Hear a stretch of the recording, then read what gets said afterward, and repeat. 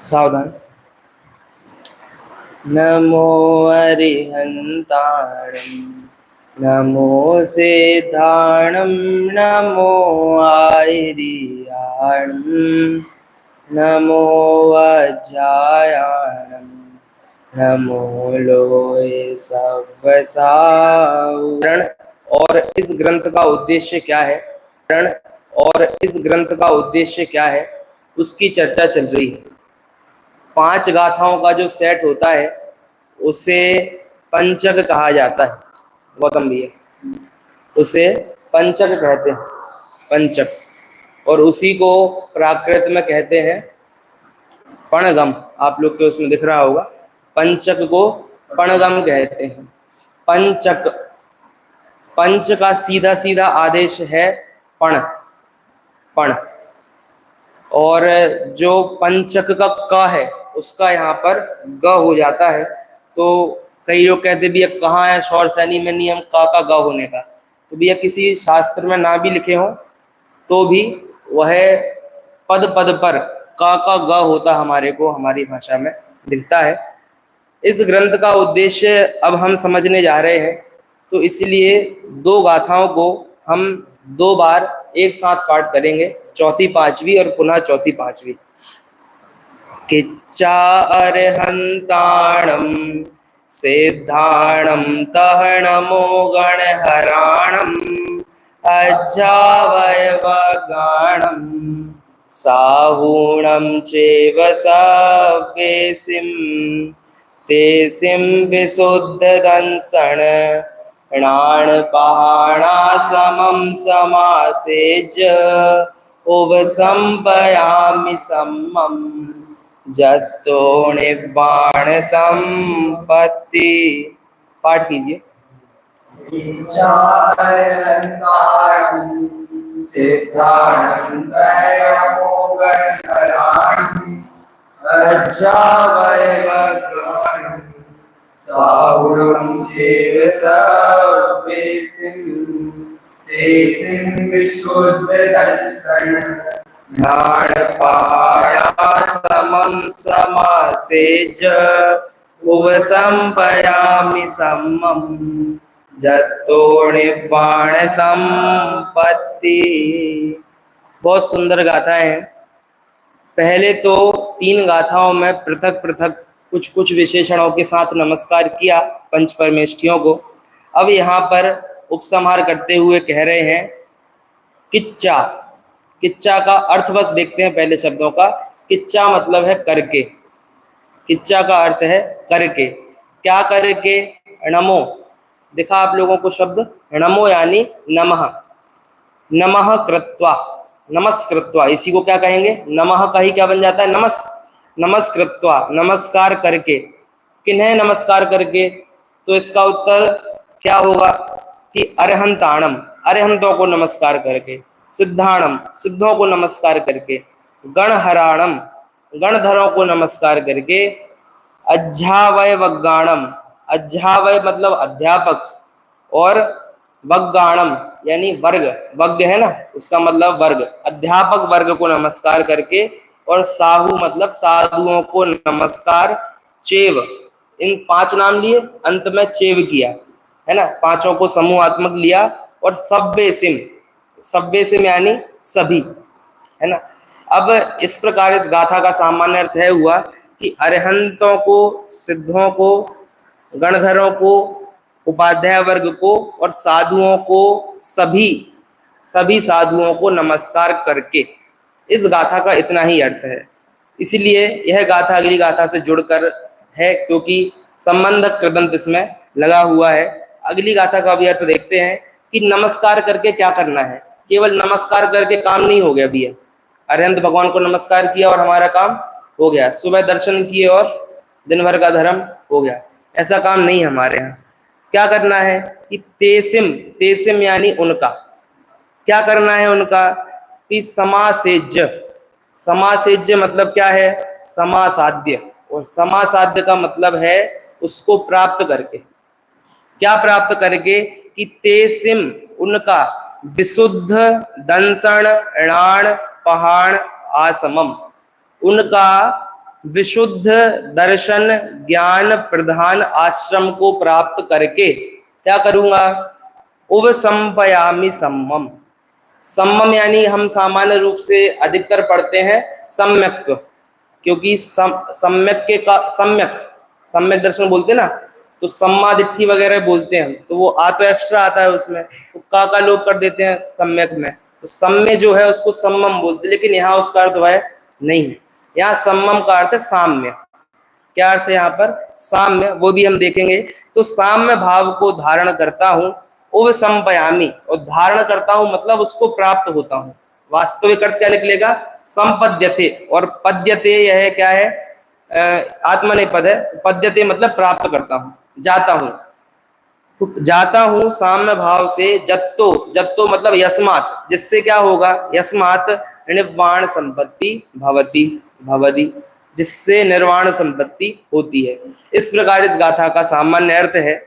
तो दोनों गाथा में कुल मिलाकर यह कहा कि अरहंतों को, सिद्धों को, उपाध्याय को, साधु को, सभी जितने पांचों परमेष्टि हैं, नमस्कार करके उनके विशुद्ध ज्ञान दर्शन प्रधान आश्रम को प्राप्त करके और फिर मैं अपने साम्य भाव को प्राप्त करता हूँ। ये तीन बातें यहाँ पर कही हैं। 2 बार उन्होंने कहा करके करके, तो 3 बातें आई।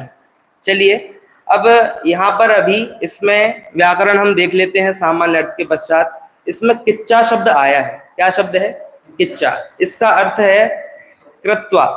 तो क्री का क्या हो गया है? क्री जो है ना, कृत्वा, उसका की हो गया है। उसमें किसी को डाउट नहीं है, क्योंकि जो री है उसका की होता है। अब जो डबल चा है, किच्चा, उसका सीधा सीधा आदेश बताया है ग्रंथों में, है ना, हेमचंद्र आदि आचार्यों ने, और परवर्ती टीकाकार उनने जो त्वा प्रत्यय है भैया, त्वा प्रत्यय का सीधा आदेश क्या बताया?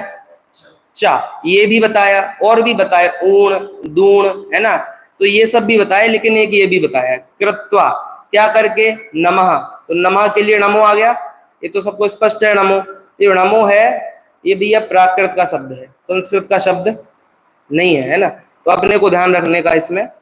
नमो अरहंताणम, अब नमः आ गया है तो नमः के योग में चतुर्थी आती है, अरहंताणम, तो अरहंताणम में चतुर्थी लगी है, लेकिन कौन सी चतुर्थी है?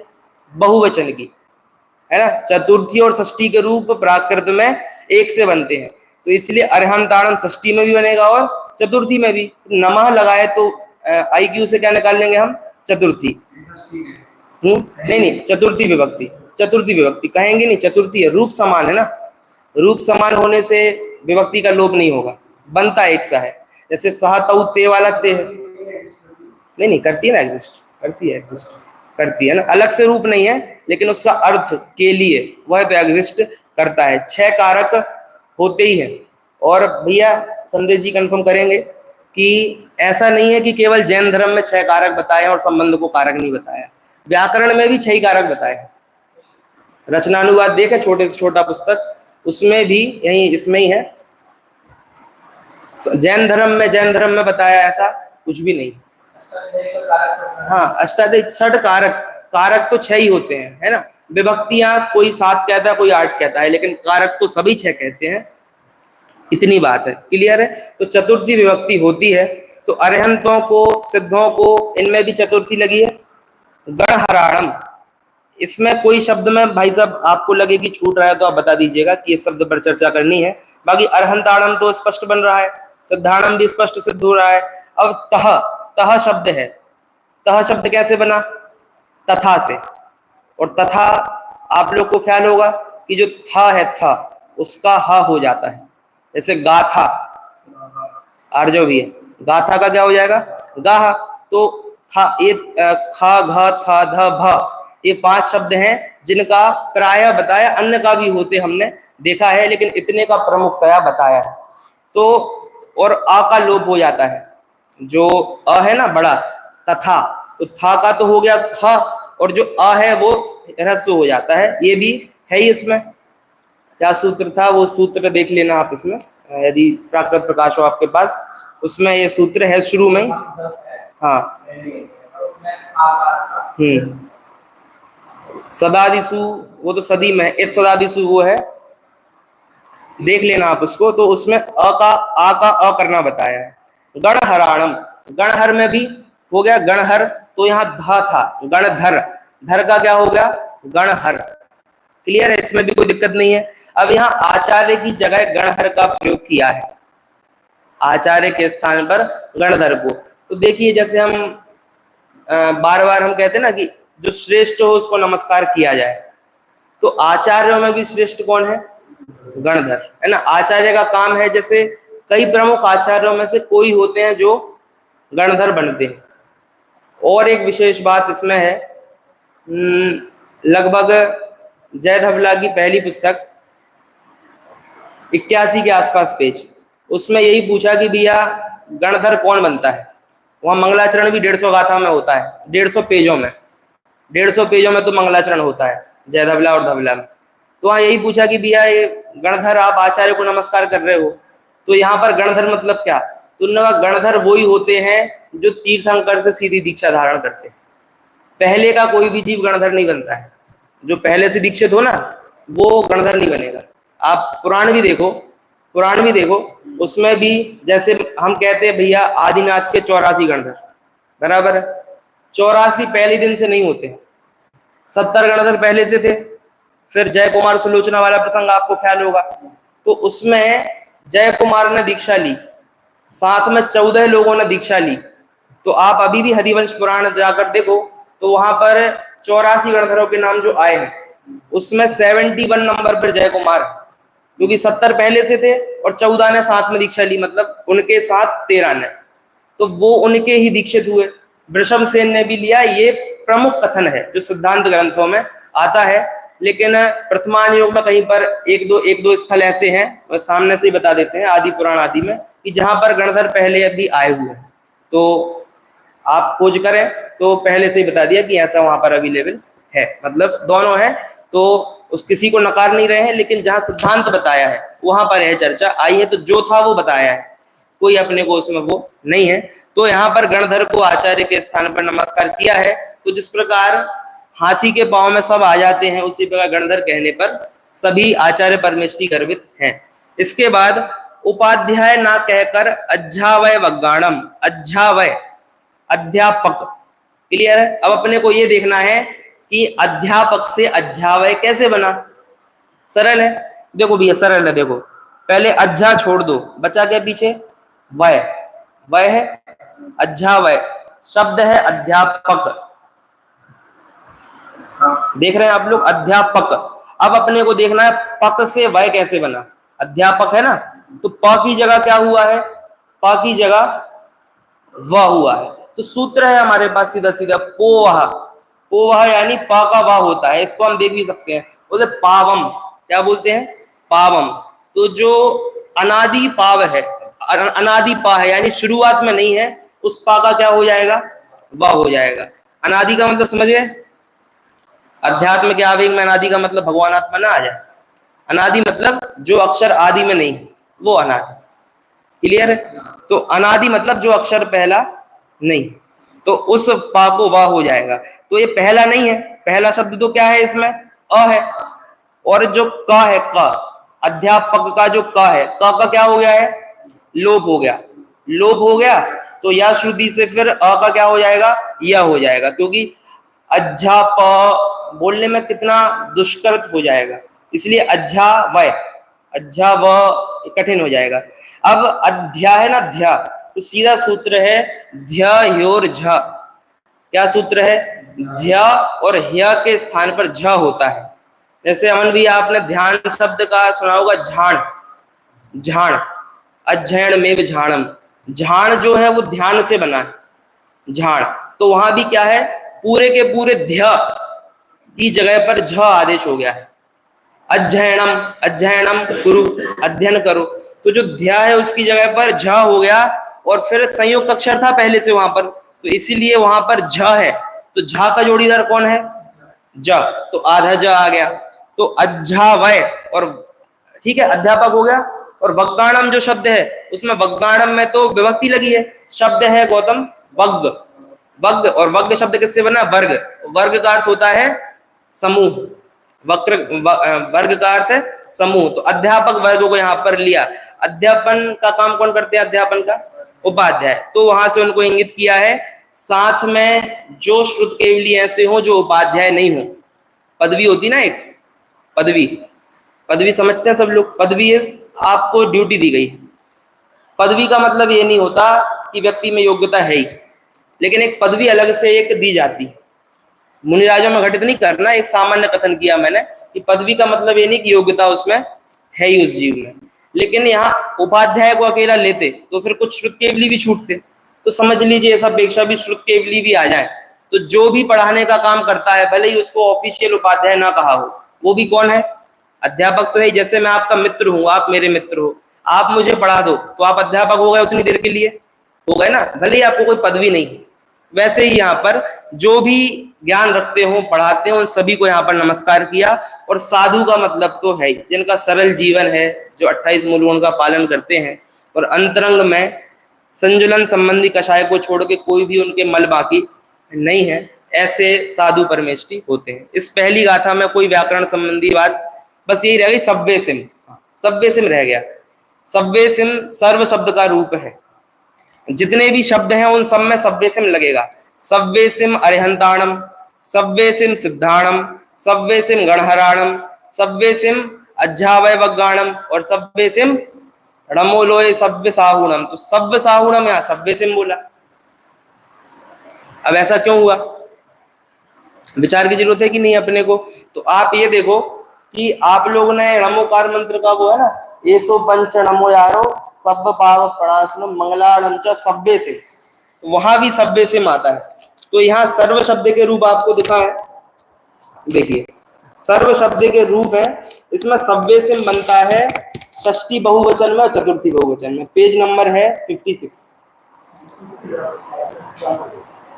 प्राकृत में, है ना। क्या बनता है? सव्वे सिम। ध्यान से एक बार खोल लीजिए, फिर एक बार खोल लिया, देखो सव्वे सिम बनता है षष्ठी के बहुवचन में, और षष्ठी के बहुवचन में मतलब चतुर्थी में तो लगा ही लेना, है ना। अब एक और देखो आप, सप्तमी का एक वचन, गौतम जी, सप्तमी का एक वचन क्या है? सब्बस्सिम, सब्बस्सिम। तो ये एक से रूप है, लेकिन इनमें अपने को घबराना नहीं, मतलब मिस्टेक ना हो जाए। सप्तमी एक वचन क्या है? सब्बस्सिम, सब्बस्सिम, डबल वा है, डबल सा है, फिर ह्रस्व ई और अनुस्वार। और यहाँ क्या है? सव्वे, वा में ए है और एक ही सा है। क्लियर है? ये अपने को अंतर रखना। तो चतुर्थी का बहुवचन है ना, वो हो गया। ये अपने को बात समझ में आई। तो यहाँ पर जो है वह षष्ठी या फिर चतुर्थी का ही बहुवचन है, और IQ लेवल से अपने को समझ में आता है कि यहाँ चतुर्थी है। ये इस प्रकार इस गाथा का मेरी तरफ से जितना बताने का था व्याकरण वो हुआ। आप कुछ विशेष उसमें टिप्पणी करें। इच्छा शब्द है जी, ये एक्चुअल में मूल प्राकृत का नहीं है। जी, मतलब चा ये कोई भी प्रत्यय नहीं है, बराबर, है ना। और तो आप प्रत्यय के लिए कहीं पर भी चा आगे है ही नहीं। तो जो सीधा तत्व शब्द है उसका ही, प्राकृतिकरण है। बराबर।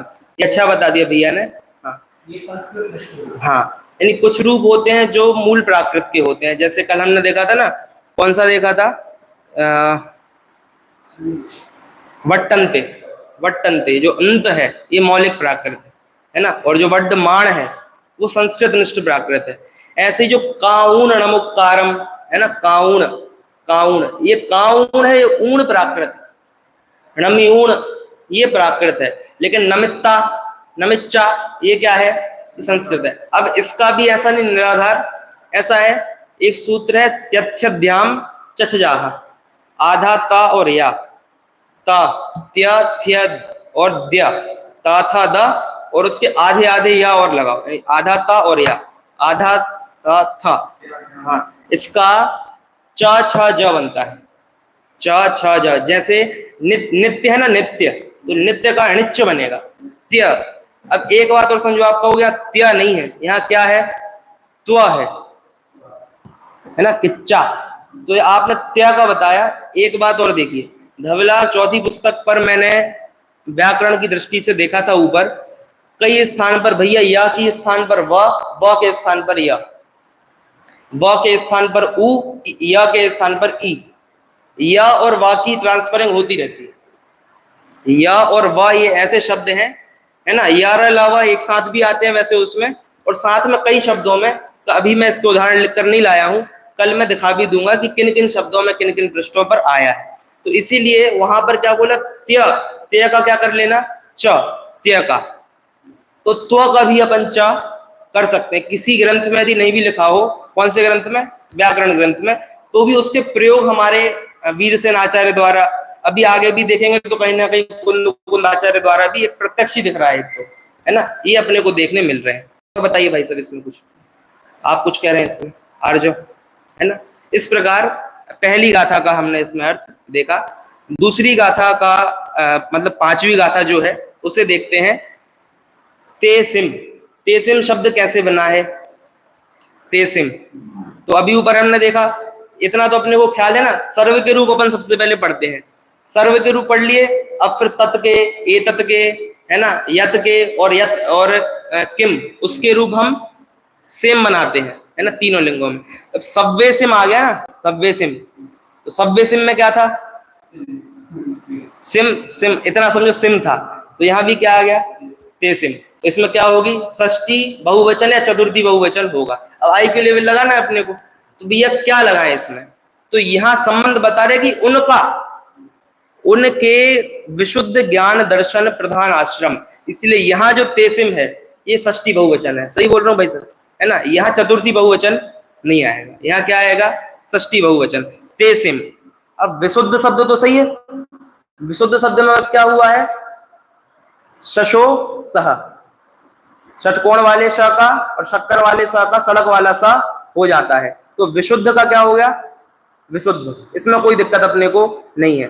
दर्शन का दंशन होता है, जैसा कि बता दिया, कई शब्द ऐसे हैं जिनमें र के स्थान पर सीधा का सीधा अनुस्वार आदेश होता है, क्लियर होगी बात। जैसे वक्र है, वक्र, तो वक्र का क्या हो जाएगा, वंक, वंक, वंक हो जाएगा, है ना। अब कई बार ऐसा होता है र पहले भी होता है और र बाद में भी होता है, र, वक्र है ना, वक्र, वक्र में र कब है, पहले है कि बाद में, वक्र मतलब पहले बाद में, मतलब संयुक्त में पहले है कि बाद में, बाद में, है ना। आप गौतम गढ़धर प्रधान, जो प्रा है, प्रा, उसमें पा पहले है कि रा पहले है, बोल के देखो ना, प्रधान, तो पहले क्या आया, प आया ना, प पहले है, आधा कौन है, पूरा कौन है, प आधा है, र पूरा है, क्लियर होगी बात, है ना। प्रा है, स्रा है, कई बार ऐसी गलती, जैसे अभी वो पढ़ेंगे, उदक चंदन तंदुल पुष्प गई, नहीं, भगवत जिनष्टाधिक सहस्त्र नाम है, कौन सा नाम है वो, सहस्त्र, अरे भैया सहस्त्र नहीं है, सहस्त्र, सहस्त्र, यानी उसमें यदि हम सहस्त्र करेंगे तो हम क्या जोड़ रहे हैं, आधा स, आधा त, आधा र और अ, इतना हम त्र बना रहे हैं उसको, लेकिन वास्तव में पर क्या है, आधा स, आधा र और अ, ता का कोई नहीं वहां पर स्थान नहीं। वो तो मोक्ष शास्त्र में लिखते हैं, शास्त्र, उसमें भी कुछ ऐसी लाइंस दिखती हैं, और वो सहस्त्र में भी दिखती है, और वो संस्कृत आ गई, तो संस्कृत तो अंदाजे से पढ़ी जाती है, अंदाजे से मतलब समझ रहे हैं आप, आईक्यू लेवल से ही काम चलता है संस्कृत में, तो मतलब शब्द को कोई नहीं देख रहा कहां पर क्या टूट रहा है, तो इसलिए वो चलता है। तो बताना इसमें ये चाहते हैं कि जो दंशन है, दर्शन में र पहले हो चाहे बाद में हो, अलग अलग प्रयोग हैं, तो उसकी जगह दंशन होता है, मुख सुख इसमें ज्यादा बैठता है। णाण, णाण का तो स्पष्ट है, जो बाद वाला न है उसका तो नोणा सर्वत्र, ये सूत्र से ना से णा हो गया, ज्ञान का ना का णा, और जो ज्ञा बचा, ज्ञा का सीधा सीधा णा है, ज्ञा का णा आदेश हो जाएगा, क्लियर है। कहीं कहीं नहीं होता है, उसका अपवाद भी ग्रंथ में दिया है, विस्तार नहीं करते अभी। पहाड़, पहाड़ नहीं है भैया, क्या है, पहाड़, प्रधान, तो प्र का रा का लोप हो गया, कुछ और आदेश नहीं हुआ, कंपलसरी भी नहीं है, तो प बचा, फिर प्रधान है ना, धान, तो धा का क्या हो गया, हाँ बताया था, है ना, तो धा का प्रधान का, और ना का णा हो गया, क्लियर है। और आसमम, आश्रम से क्या बना है, आसमम, तो आ का आ रह गया, स्रा है ना, स्रा वही आ गया, आधा स, आधा र और अ, तो उसमें र का लोप हो गया और कुछ नहीं आया। दर्शन में र का लोप हुआ, अनुस्वार आया। तो ये अपने को प्रकृति समझनी है, कहां पर क्या आएगा और ये कब आएगा, अनुभव से आएगा, जो जितना अभ्यास करेगा। आसमम, आश्रमम, क्लियर है।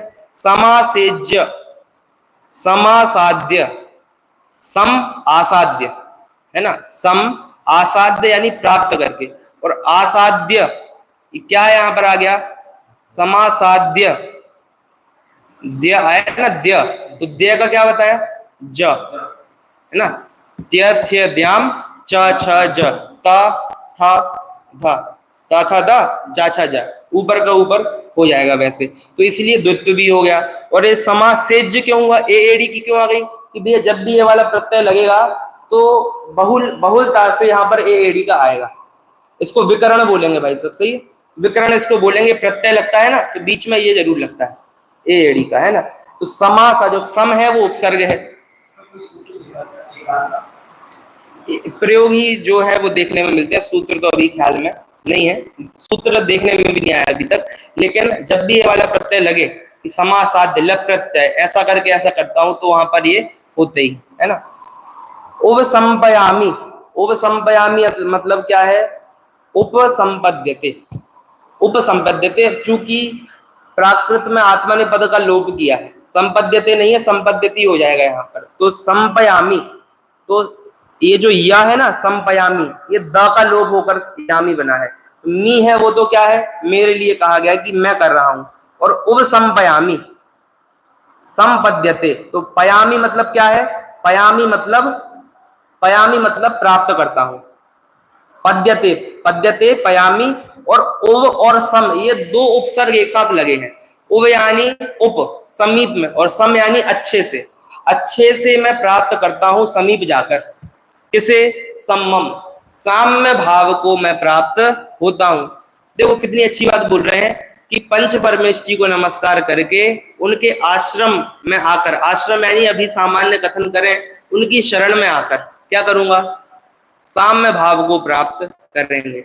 यानी वास्तव में देखो पंच परमेष्ठी की भक्ति करने का क्या औचित्य है, कि यही औचित्य है कि हमारे मन में क्या होवे, शीतलता होवे। चंदन के पास हम जावे तो शीतलता मिलती कि नहीं मिलती, एसी में कोई बैठा हो, वैसे अभी उदाहरण अच्छा नहीं है, लेकिन बैठा हो तो ठंडक मिलती कि नहीं मिलती। वैसे ही पंच परमेष्ठी की शरण में आवे, जिनवाणी की शरण में आवे, तो ऐसा ना हो कि हमें गर्मी ही लगती रहे, ठंडक हमारे को जरूर से मिलनी चाहिए। ठंडक से मतलब है समता, है ना। कषायों की मंदता, मोह की मंदता, यह सब हमारे होना चाहिए। जत्तो, जत्तो मतलब क्या है, यस्मात। अब इसमें मुझे बताया कि यतः लिखा था ना, यतः, भाई साहब जरा ध्यान देना आप इसमें विशेष। जत्तो है ना, जत्तो का पीछे लिखा है यतः, खोज की इसमें, तो जो यतः है उसका तो यतो बनेगा, यतः है ना, डबलता क्यों हुआ है इसमें, यस्मात से होगा इसमें। यस्मात का सीधा आदेश जम्मा एक तो है, जम्मा और तम्मा, और जत्तो भी इसका बनता है, तो वो सीधे के सीधे रूप हमारे को बताए गए हैं सूत्रों में। और जो यतः है, यतः का तो जतो, लेकिन अर्थ दोनों का क्या है, एक ही है, कि भैया चाहे तसिल प्रत्यय लगा दो, यतः कर दो, चाहे पंचमी लगा दो, अर्थ दोनों का एक ही है। तो लेकिन यहाँ क्या लिखा है, जत्तो, तो अपने को क्या चाहिए कि हम यस्मात करें, यस्मात, है ना, आप ये देख लेना, है ना, ये अपने को प्रयोग मिलेंगे। तो मतलब है जिससे होगी, इसमें जो क्रिया है वो क्या है, हेडन है, कि जिससे, देखो ये पांचवी गाथा है, इसमें ये बोला कि नमस्कार करके, लेकिन क्या करूंगा, कोई क्रिया नहीं है। देखो जो भी क्रिया है वो लप प्रत्यय में है, ये करके वो करके, जैसे कि अभी उपसंपयामी आ गया, उपसंपयामी हो गया, ये तो क्रिया हो गई। अब इन्होंने बोला जत्तो, जिससे निर्वाण संपत्ति, जिससे निर्वाण संपत्ति, अब उसका क्या है, क्या होगी, जिससे निर्वाण संपत्ति, उसका क्या कि मुझे प्राप्त होगी, तो भवती, होदी, जत्तो निर्वाण संपत्ति होदी, जिससे निर्वाण संपत्ति होती। मुझे टाइम बता दीजिए।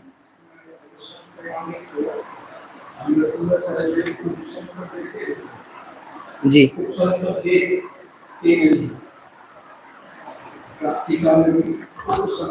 हाँ सॉरी, उपसंपद्य, क्योंकि उपसंपद्यते तो अन्य पुरुष में एक वचन में बनेगा, और उपसंपद्ये वो अपने में उत्तम में बनेगा, उपसंपद्ये। जैसे सेवते वो बनता है प्रथम पुरुष एक वचन में, और सेवे वो अपने बनता है। तो उपसंपद्यते वो किस में बनेगा भाई, वो कोई करेगा, लेकिन उपसंपयामी मैं कर रहा हूं तो उपसंपद्ये।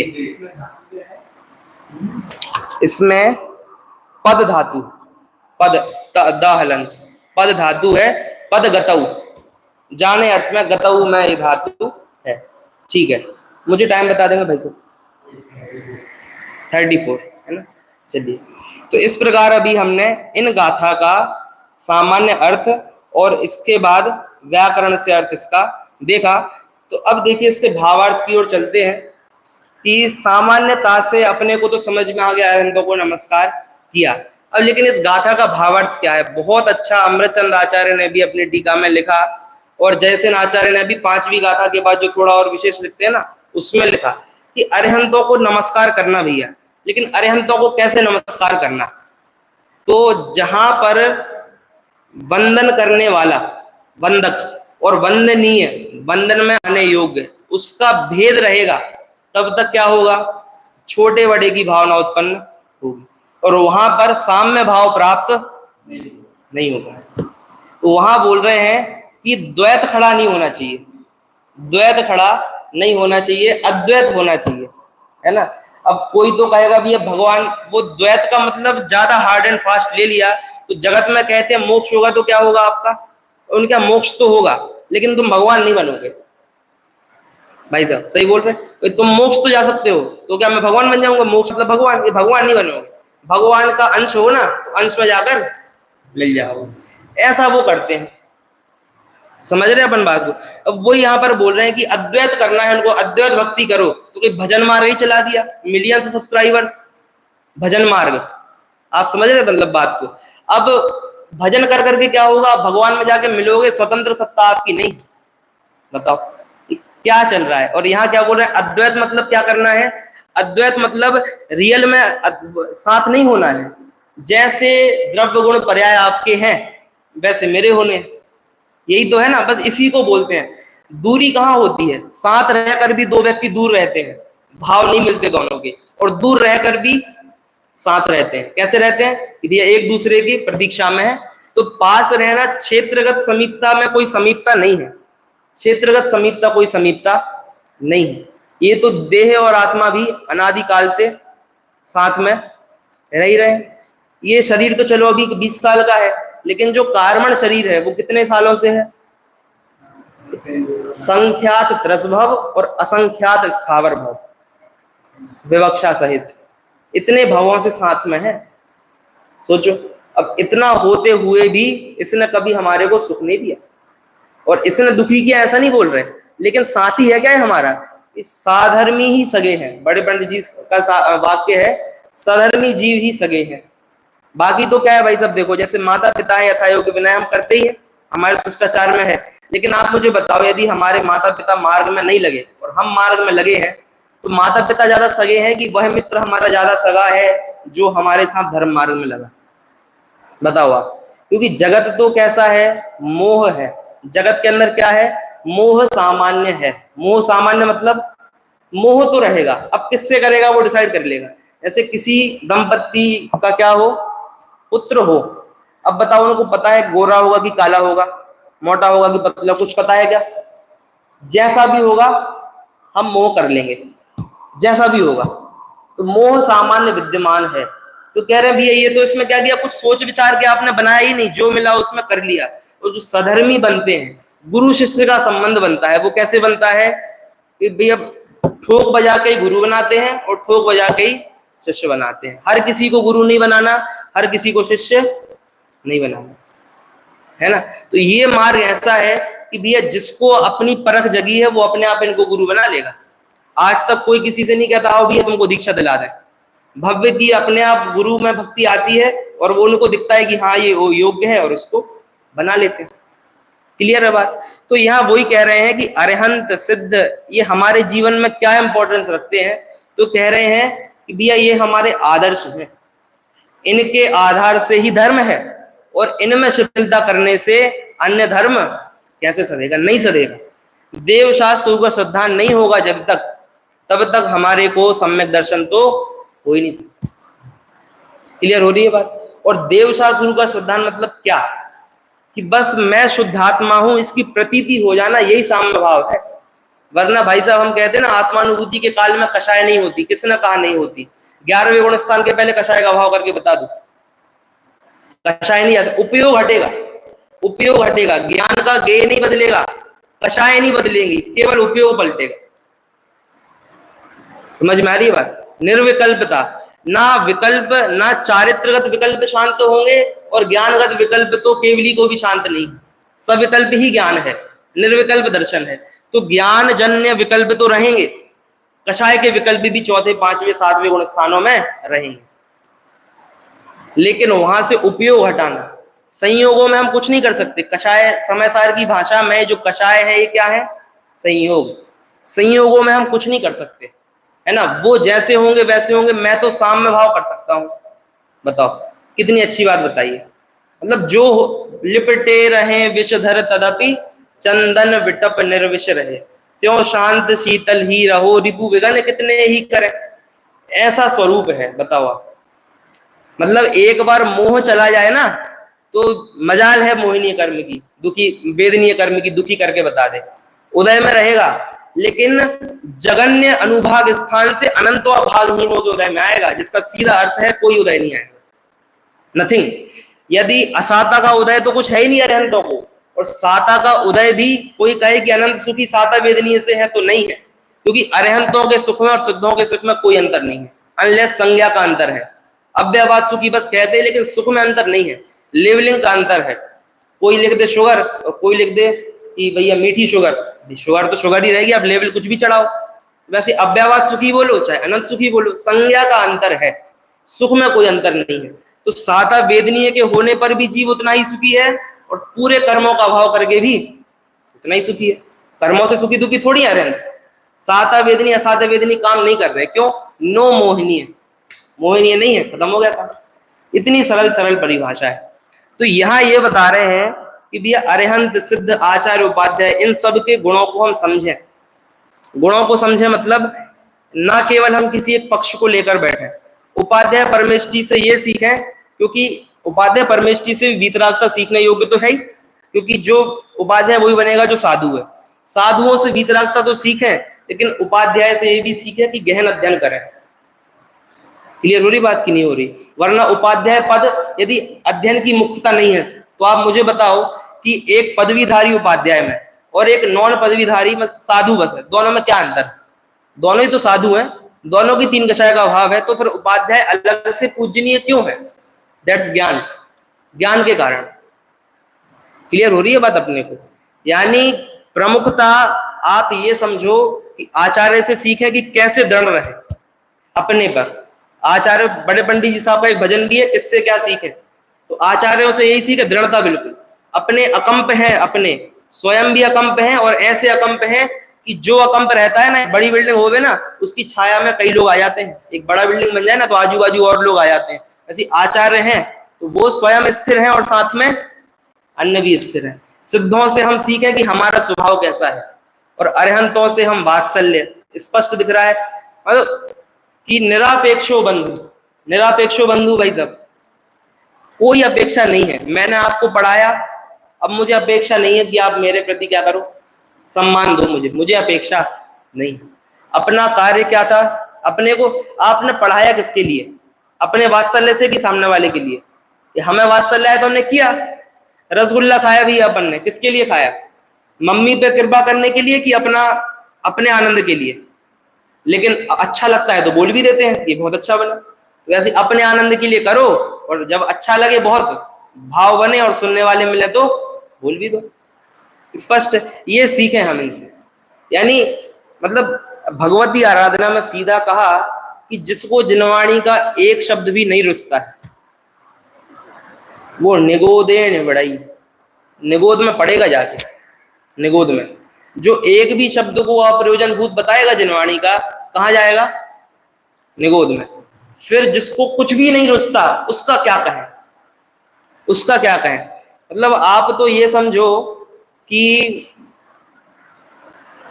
क्षयोपशम ज्ञान की महिमा बताऊंगा आपको, क्षयोपशम ज्ञान की महिमा। क्योंकि ज्ञान भैया दो ही होते हैं, क्षयोपशम होता है या तो क्षायक। है किसी के पास क्षायक आज?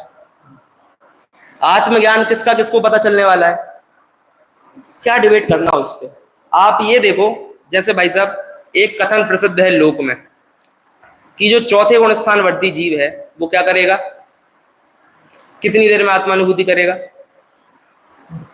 जरा बोल दीजिए, मैं आपके ऊपर नहीं लूंगा। हर 6 महीने में आत्मानुभूति करेगा। अब ये वाली जो बात है, ये श्रद्धा का विषय है कि ज्ञान का विषय है?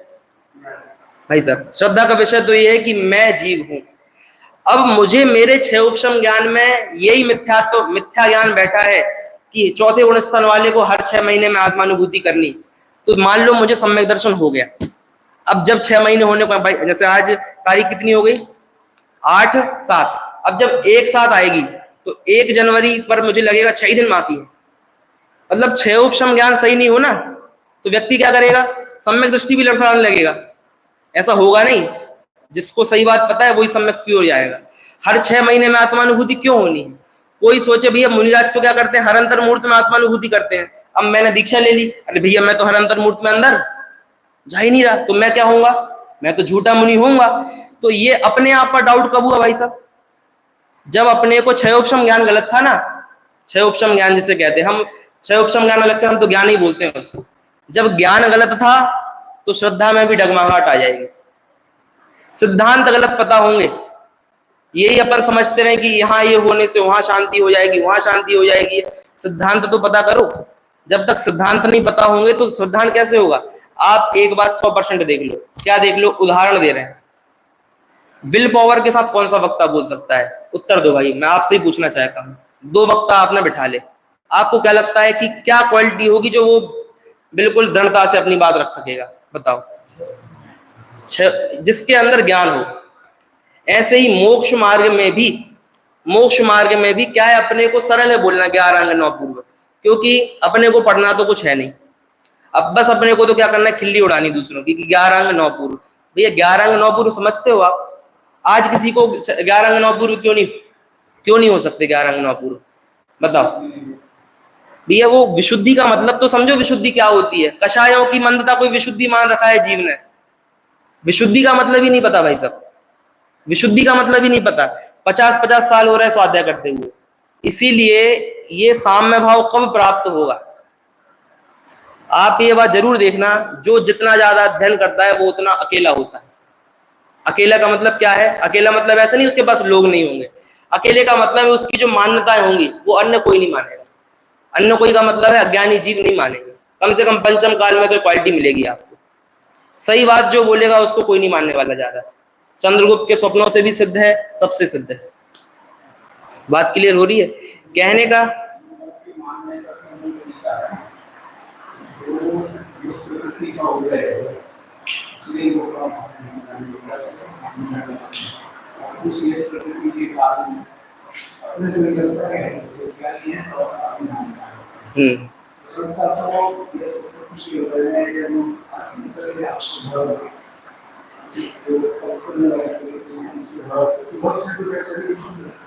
यश कीर्ति आदि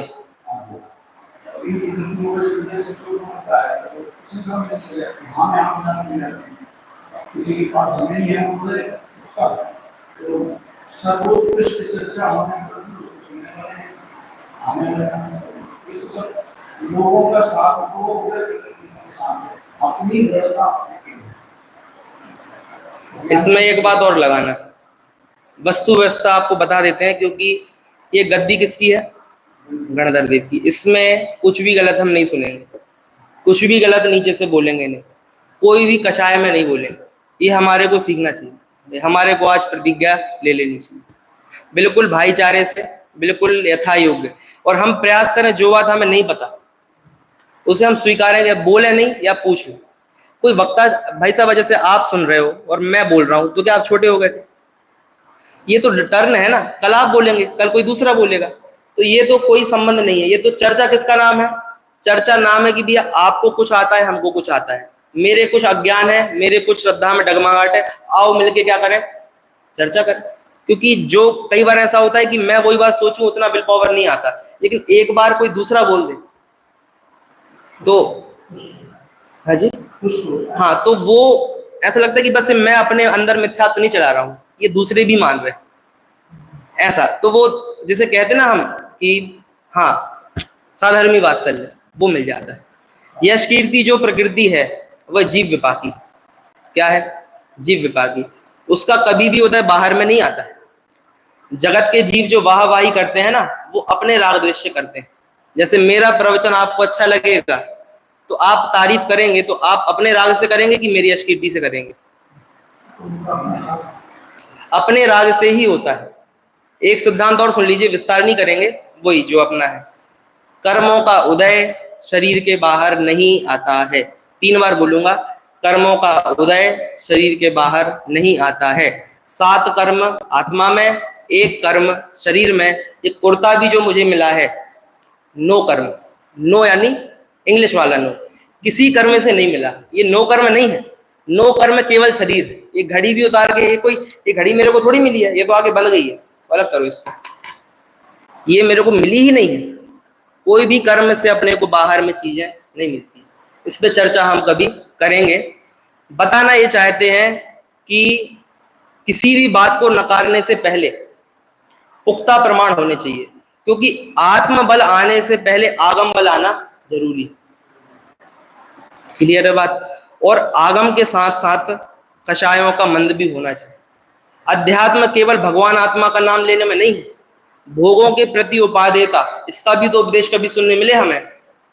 कभी हमारे को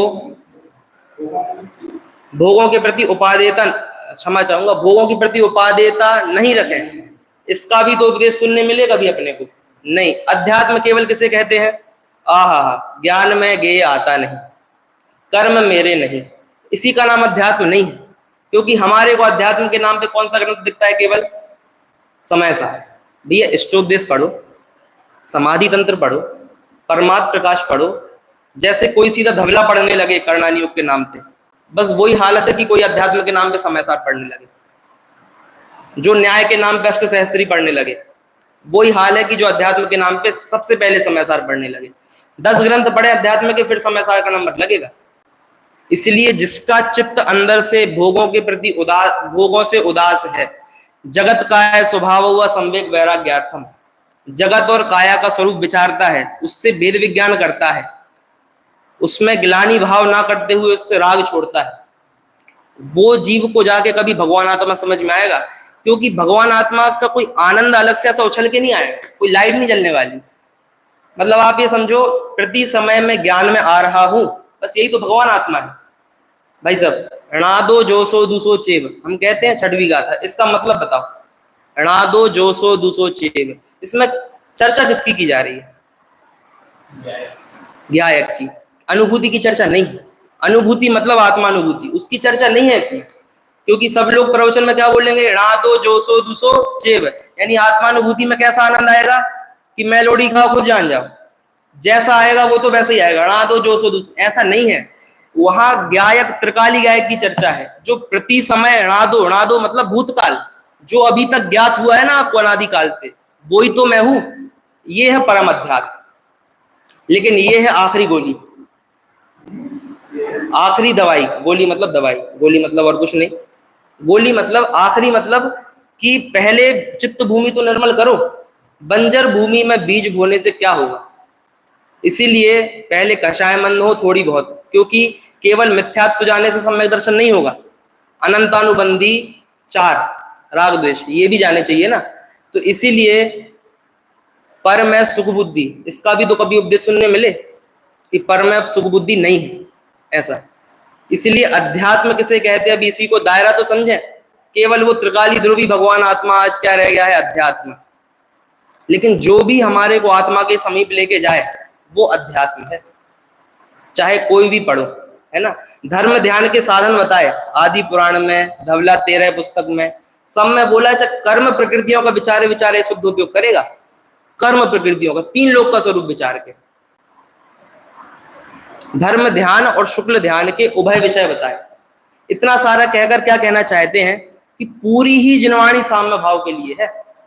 हम कह रहे हैं ना जत्तो निर्वाण संपत्ति, वो तो बाद की बात है, पहले उपसंपयामी सम्मम, क्योंकि निर्वाण करेंगे लेकिन पहले क्या चाहिए, साम्य भाव चाहिए।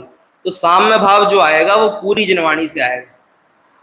और एक एक शब्द के प्रति उपादेयता हमारे में नहीं होना, वो क्वालिटी दूसरों की वो नहीं करना भी है। उब्बू अनंग भी है कि वो 8 अंग तो गए और केवल सम्यक दर्शन क्या होता है, आहा हु आत्मा छु, यही सम्यक दर्शन रह गया। 8 अंग तो तस्य लोपः नास्ति सर्वोपि संबंधा अष्टांगा गर्ते गता, मतलब ही नहीं अष्टंगों से। अरे भैया प्रशम संवेग ये सब भी करो, है ना। ये अपने को सम्यक्त्वाचरण चारित्र, जो कि अमृत चंद्राचार्य जैसे आचार्य के शब्द हैं, इनको हम जीवन में धारण करें तो अध्यात्म क्या है, आगम क्या है, वरना हम तो सब कुछ हे की कैटेगरी में डालते जाएंगे।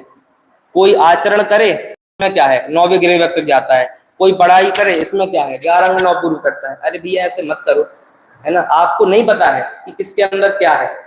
सम्यक दर्शन किसी का किसी को नहीं दिखता है। और बात है ना, रामचंद्र जी को सब सम्यक दृष्टि मान लेंगे और जो पड़ोसी है उसको कोई नहीं मानेगा। रामचंद्र तुम्हारा सधर्मी नहीं है, सधर्मी बाजू वाला है, उससे दोस्ती करो। क्लियर, पर्याप्त विस्तार हुआ साम्य भाव पर, इतना अभी वक्तव्य है।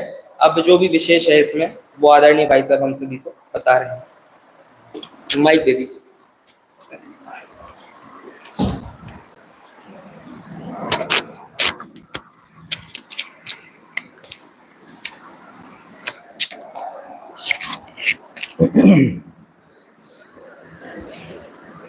साम्य भाव में जो विस्तार आया बहुत बढ़िया विस्तार है।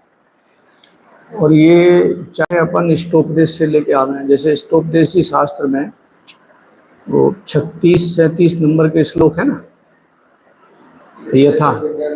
यथा यथा समायाति संवित्तौ तत्त्वमुत्तमम् तथा तथा न रोचन्ते विषया सुलभा। जो उपलब्ध विषय हैं वे भी रुचिकर प्रतीत नहीं होते, द्वेष के लिए भी गुंजाइश नहीं है। उपलब्ध विषयों के प्रति द्वेष की भी गुंजाइश नहीं है, द्वेष की तो खैर कहीं नहीं है गुंजाइश। उनके प्रति रसीलापन चित्त में से उतरना चाहिए।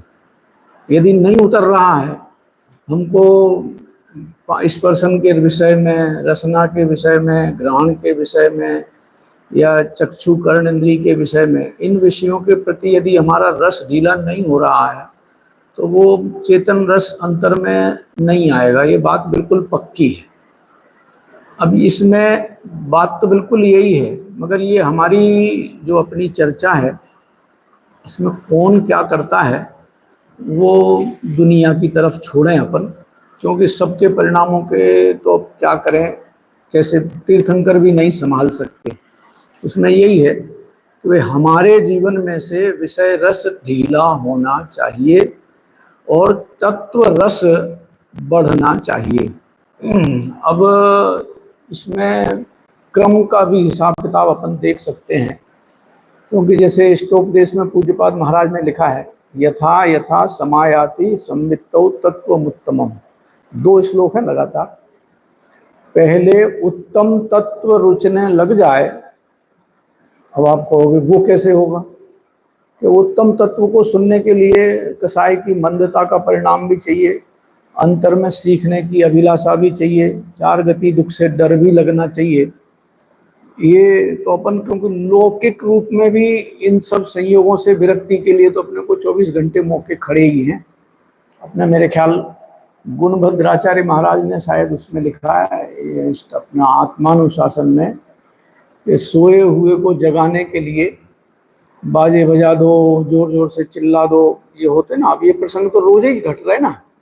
तो इन घटनाओं में यदि चेतन तत्व अपने को सीखने को मिल जाए तो फिर और जितना रस अभी तो घबराहट थी, 4 गति से घबराहट थी, अब वो घबराहट हट करके उनके प्रति का रुचिकरपना छूटता जाएगा।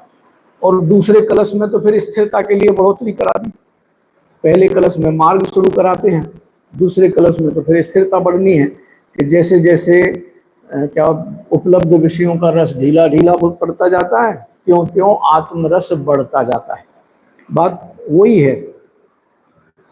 क्रमिकता का स्वरूप देखें तो जैसे अब समय सार जी का अपन ने दाखला दिया है, प्रथम में प्रथम ज्ञान स्वभाव आत्मा का निर्णय करके, इसको हम प्रथम में प्रथम को चाहे वो समाधि तंत्र से ले लें, चाहे द्रव्य संग्रह से ले लें, पहले में पहले जीव को जीव का पता कराते हैं।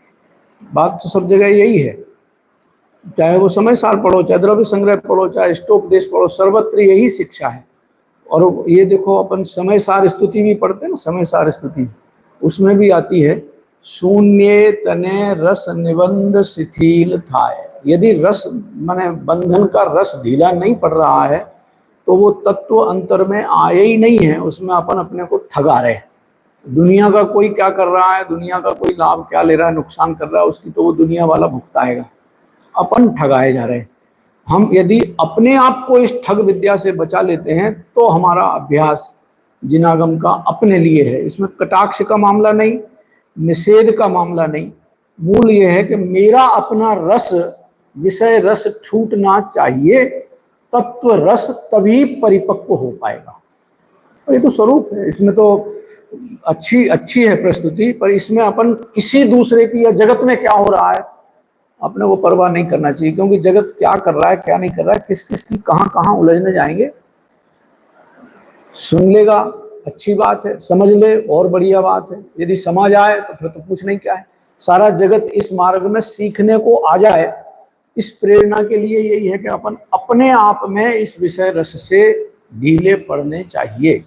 इसमें न तुम्हारा कटाक्ष और न मैं तो तुम्हारी अच्छी, आज तो मुझे बहुत बढ़िया लगा कि जिसमें मैं कह सकता हूँ कि यदि अपने को इस तरीके ज्ञानाभ्यास में आना है तो हमारा खाने पीने की सामग्री में, छूने चखने बोलने इत्यादि की सामग्री में, चक्षु इत्यादि की सामग्री के प्रति ढिलास आनी चाहिए, ढीला पड़ना चाहिए। ऐसा नहीं है कि छूट जाएंगे, ढीला पड़ना चाहिए। ढीला पड़ा तो फिर अपने, क्योंकि वो जो जमीन के लिए कहते हैं ना कि मुलायम जमीन पे ही बीज डालेंगे तो अच्छी फसल आ सकती है। तो मुलायमियत तो यही है ना कि हमारे विषय रस, वो देख तो रहे ही हैं कि विषय रस में आनंद मिलता नहीं है, जबरदस्ती चैटे फिर रहे, तो उससे ढीलापन तो आना चाहिए, वो बहुत बढ़िया है, होना चाहिए। गाथाएं बहुत अच्छी, बहुत बढ़िया।